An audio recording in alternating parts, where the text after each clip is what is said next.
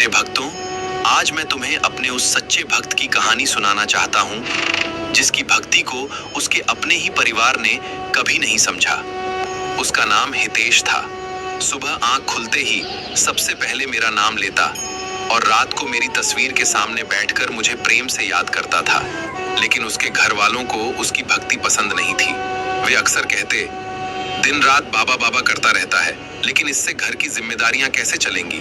उसके पिता भी उसको समझाते, भगवान को मानना अच्छी बात है, लेकिन जिंदगी में मेहनत भी जरूरी है। सिर्फ शाम शाम करने से कुछ हासिल नहीं होगा।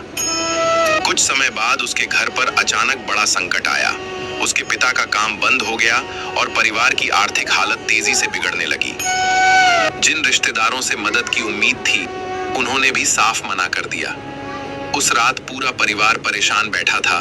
तभी पिता ने गुस्से में कहा, तू तो कहता था हारे का सहारा शाम है, अब बुला अपने शाम को, अब बुला अपने शाम को। देखते हैं इस मुश्किल वक्त से हमें कैसे निकालते हैं। ये सुनकर हितेश की आंखों में आंसू आ गए।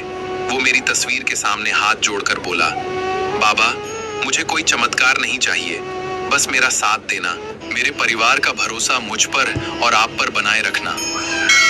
अगली सुबह हितेश काम की तलाश में निकल पड़ा और पूरी मेहनत से जुट गया। कई जगह से मना होने के बाद भी उसने हार नहीं मानी। आखिर मेरी कृपा से उसे पहले से बेहतर काम मिल गया और घर की हालत धीरे धीरे सुधरने लगी। एक शाम उसके पिता ने हितेश को मेरी तस्वीर के सामने बैठे देखा। वो कुछ देर चुपचाप उसे देखते रहे, जैसे पहली बार उसकी भक्ति को महसूस कर रहे हों। फिर उन्होंने कहा, बेटा, मैं समझता था तू बाबा के पीछे समय बर्बाद कर रहा है। आज समझ आया, तेरे बाबा ने तुझे मुश्किल में टूटने नहीं दिया।